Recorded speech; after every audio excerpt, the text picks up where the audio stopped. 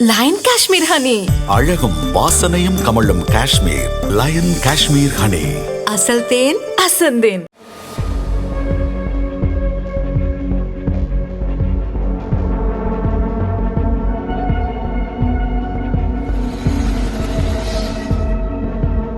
உத்தராகண்ட் மாநிலம் உத்தரகாசியில் 2 தினங்களுக்கு முன் ஏற்பட்ட திடீர் மேக வெடிப்பால் காட்டாற்று வெள்ளம், நிலச்சரிவு ஏற்பட்டது.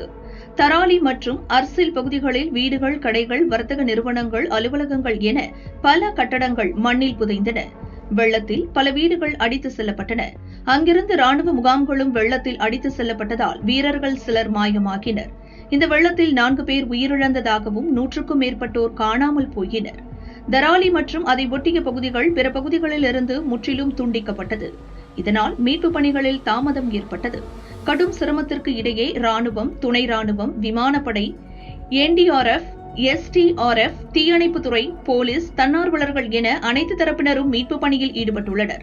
ராணுவ ஹெலிகாப்டர்கள் மட்டும் இன்றி தனியார் நிறுவனங்கள் சார்பில் சுற்றுலாவுக்காக இயக்கப்படும் ஹெலிகாப்டர்களும் மீட்பு பணியில் ஈடுபட்டுள்ளன.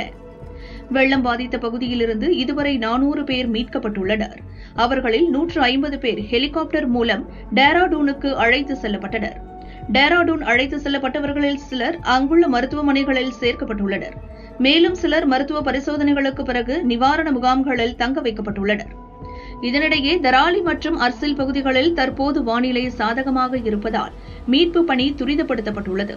தரைவழி மீட்பு பணியை துரிதப்படுத்தும் நடவடிக்கையாக வெள்ளத்தில் அடித்து செல்லப்பட்ட பாலம் இருந்த இடத்தில் ராணுவத்தின் சார்பில் தற்காலிக பாலம் அமைக்கும் பணியில் ராணுவ வீரர்கள் ஈடுபட்டுள்ளனர்.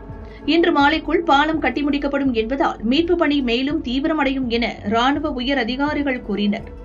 வெள்ளம் மற்றும் நிலச்சரிவில் சிக்கி ராணுவ வீரர்கள் 13 பேர் மற்றும் பொதுமக்களில் 100க்கும் மேற்பட்டோரை காணவில்லை என அதிகாரிகள் கூறினர். அவர்களை தேடும் பணி தீவிரப்படுத்தப்பட்டுள்ளது. நிலச்சரிவு மற்றும் வெள்ளத்தால் கடுமையாக பாதிக்கப்பட்டுள்ள பகுதிகளை முதல்வர் புஷ்கர் சிங் தாமி மற்றும் மாநில அரசு அதிகாரிகள் பார்வையிட்டு மீட்பு பணிகளை முடுக்கிவிட்டனர்.